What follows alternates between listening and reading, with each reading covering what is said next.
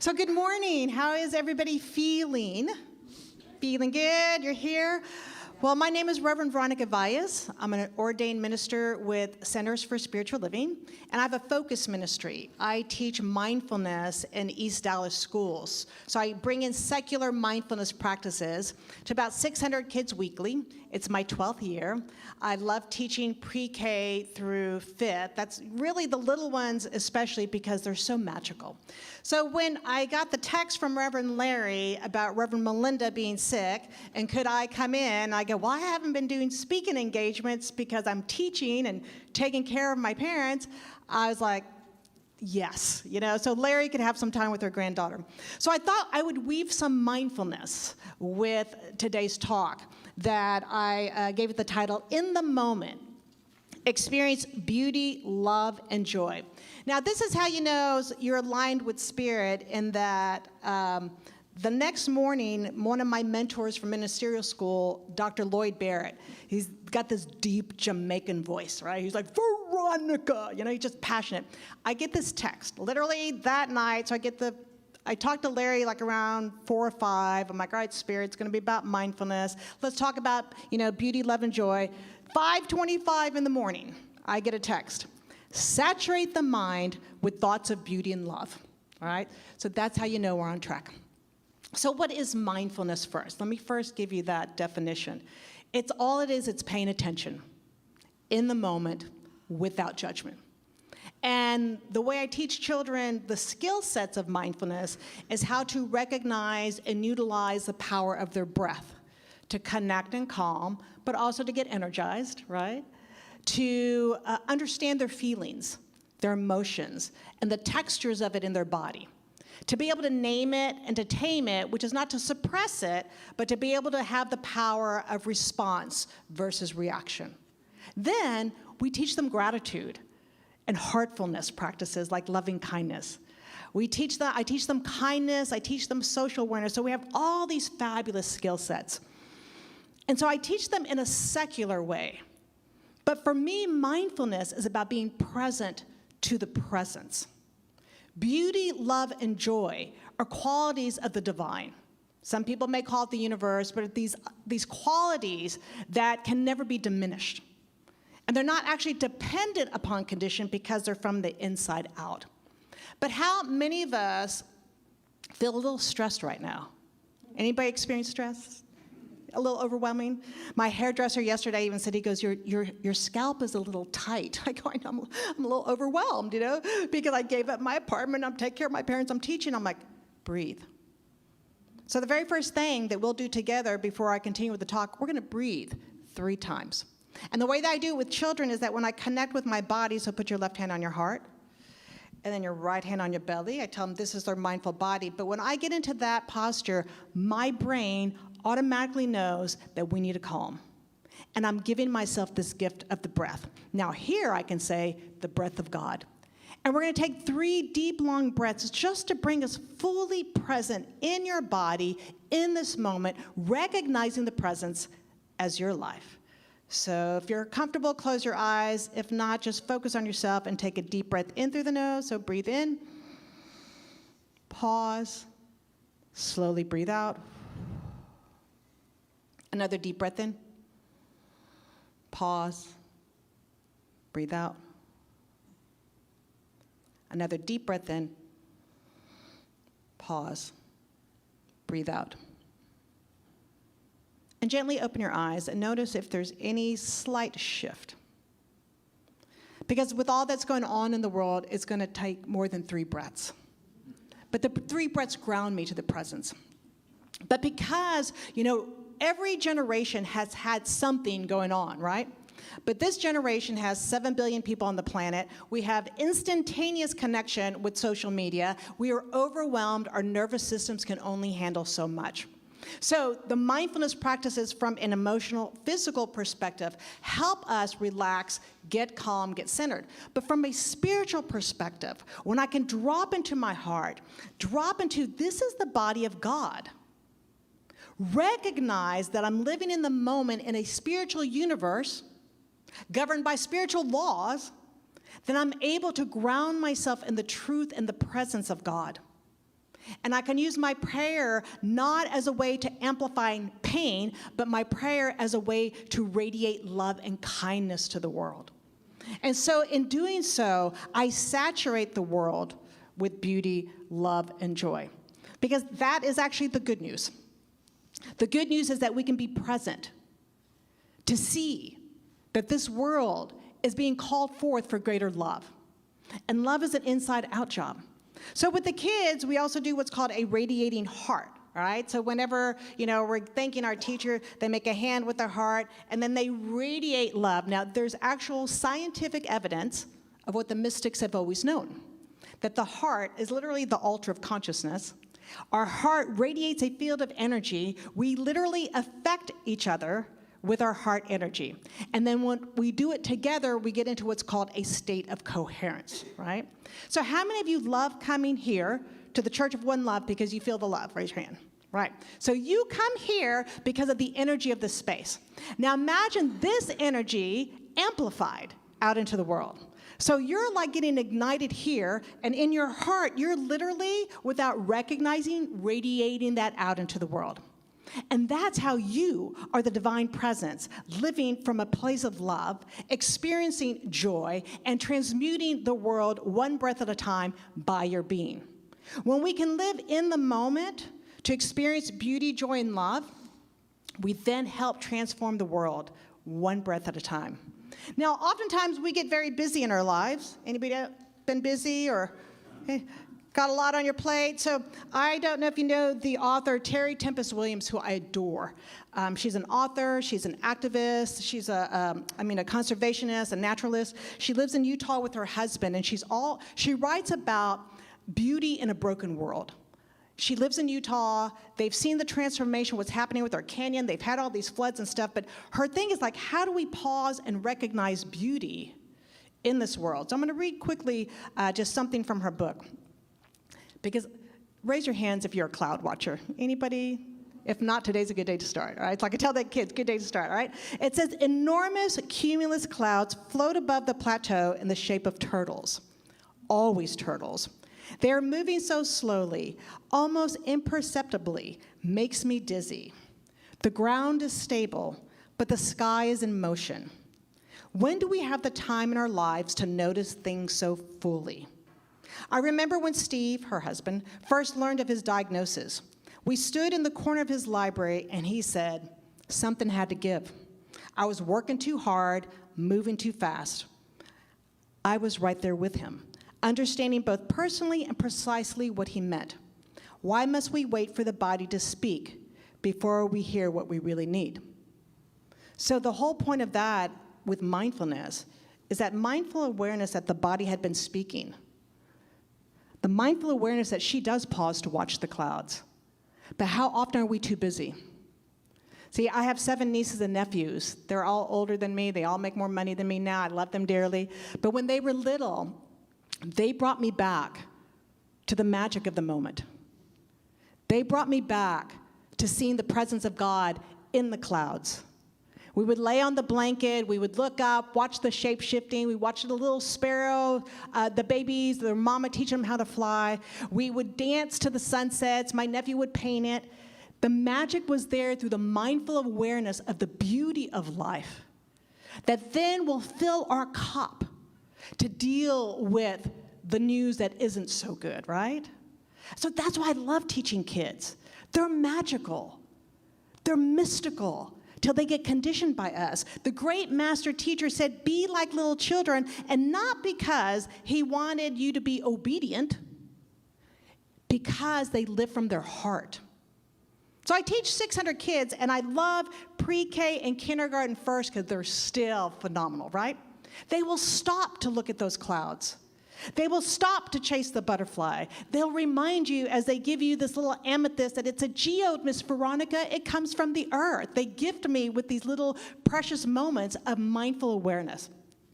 So just contemplate right now, do you give yourself that time and that space and invitation to be with the presence that we call God when you're out in the world? Do you pause for the butterfly? Or the praying mantis by the door that I was like, oh my God, look how beautiful. And then my mom swats it off, I was like, no, Do we pause into this awareness that all of our life is God, this thing called God, that is revealing itself in every moment? Do you allow yourself to experience the joy that little children experience? I have a great niece. She's almost 2. I bought her bubbles. She comes in from Midland, and we're outside playing with the bubbles. And then to watch my sister and my nieces out there playing, because I can guarantee you they don't do that at work. I do, because I teach mindfulness. We have bubbles. But do you allow yourself time to be with the presence of God as play? So do you experience the beauty? Do you experience the love? Do you experience the joy enough to fill your cup?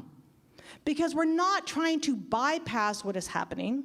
We're not denying the human condition and experience. We're bearing witness to it, offering what we can offer from our heart. But that invitation to be in the moment is that invitation to experience God to the fullest. And that gives us the energy and the strength and the resilience then to handle what we need to handle in the world, in our personal lives, in the lives of our family and friends. So, live wholeheartedly is the key to mindful awareness. Be like little children is that portal of the heart, is the altar of consciousness. And then paying attention is actually a prayer. In Matthew 13, when Jesus talks about, the eyes that see and ears that hear, do you live with the eyes that see God? Can you look at someone that you don't know? It's a little more challenging when they're working your nerves, let's be real honest, right? But can you see that person, that is an expression of the living God? Now, they may not know it, and their behavior may not be aligned with that, but can you take the lens off of separation and stand there in that invitation to be in the moment, to live from grace, to live from love, to live from joy, set boundaries when you need to, but to see, but that is an expression of God. Because there can't be God here and God there and God over there, but God not here and God not there. And that's our invitation. To see with eyes that see God. To hear and listen to God. In like the holy hymns of what I call the feathered clan, the birds, but also the laughter of children. Or when you gather, who's ever gathered with a family and there was a lot of laughter and you just felt this overwhelming joy? Anybody ever have that experience? Yeah. But we forget to listen. We had, when my great niece was here from Midland with my niece, we had a dinner, and all my nieces and nephews were sitting there. And my youngest nephew, who's about to graduate from Texas Tech, was a baby, right? So he'd never experienced a baby. And it was just like watching him awaken to the joy of being little again, right? And I just stood there, watching. It's a very small kitchen, and I just stood there, and I absorbed that laughter as if it was a holy elixir. I'm like, this is what love is all about. This is what God is all about. Now, do we all agree on everything in life? No. Especially me. Like, I'm the metaphysical aunt. I'm like the one that's a little out there. But they love me the way that I am, as I love them the way that they are. So how do we make our way into this world to see beauty, to pause for it, to allow love to lead us, to allow joy to rise within us, because joy is an inside-out job, and then to take it out into the world so that we are the medicine in the world, because paying attention is a prayer, is an act of prayer. It's a form of reverence. It's a devotion to the divine. It's an understanding that everything that we see, we breathe, we live is God. It is God expressing. And our invitation then is just to the best of our ability, because we are spirit in this human realm. Anybody have any prickly particularities, or is it just me? Anybody got a little quirks of personality that annoys people? Nobody? Okay, great. It's just me, all right? So if you know you've got it, everybody's got it. So I was talking to this Italian guy at Al's Import Food. He goes, my mom said a dog always has fleas, right? So we all have got like little what we call quirks. He called them fleas. But the thing is, to be present in the moment, to experience more beauty and love and joy, is to actually gift ourselves that opportunity, to allow ourselves to be in this divine dance, to literally connect in our body and our breath, to notice our thoughts, which is what I teach children. Notice the thoughts.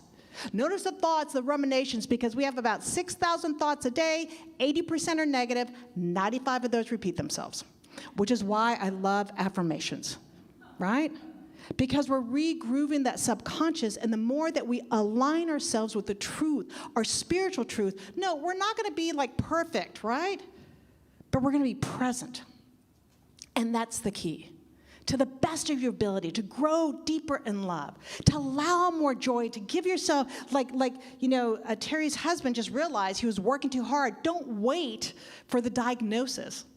Don't wait till, this milestone. Well, when I retire, well, how about now? Now's a good time just to go outside and do a little playing, right? 5 minutes, I tell the teachers. I used to take my teachers at another school out for walks, because they were always so in the classroom, they're overwhelmed. Let's go for a walk and a talk.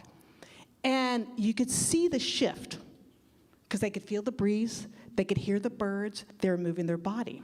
So that is your invitation this week, is to practice the presence by, one, living wholeheartedly, experiencing the moment fully, mindfully present to the best of your ability, noticing when the thoughts go ruminating in condition. Like I said, we bear witness to condition. We don't do a bypass, but bringing it to the truth of your being. I'm a spiritual being. This is a human experience, but that's still spiritual. And then invite the love to pour forth. How many of you have ever had a conversation with someone and then they thanked you for your presence? Yeah. Because you took the time to connect with them. You took the time to see the divine presence in them. You took the time to offer love from your heart. And that is the invitation of being in the moment. Because most people live from the head up. This is a full-on, embodied experience of love. And that's what I'm inviting you to. So I thought, at school I have the kids get up and dance, but I don't think I'm going to make you get up and dance, right? So there is a song by Macy Gray, who I adore, called Beauty in the World. And I'm going to just read a couple of lyrics, but I thought maybe we would end with a loving kindness practice. So you have the breath practice now, right? So you anchor in your breath in your body. You have to just pause with a mindful scene, but now we're going to add the spiritual part, because I can't do this in school. We're going to see God. Ooh, God, that's interesting. See God. Try not to do judgment, because trust me, I do judgment too. Then I have to get back to seeing God.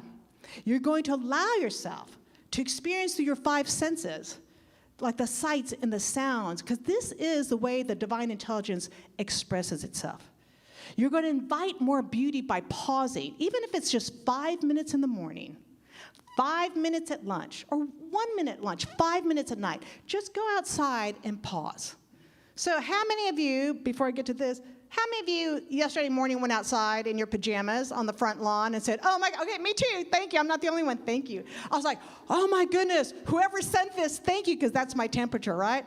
My neighbors always see me on the front lawn taking pictures of the clouds. They know, oh, that's just Veronica, right? But and my mother thinks I'm crazy, because I moved in to take care of them. She's like, what are you doing? I'm like, it's 63 degrees. But I allowed myself to have that moment, not caring what anybody else thought. So give yourself that gift. Don't wait too long. But in Macy Gray, her Beauty in the World, she talks about that we need more loving. And she says, stop and smell the flowers and lose it to the sweet music and dance with me. There's beauty in the world, so much beauty in the world, always beauty in the world. There's beauty in the world. Now, you know what? Instead of loving kindness, I think we're going to wrap it up with this, all right? Are you willing to stand up? All right, so I'm gonna invite you to stand up.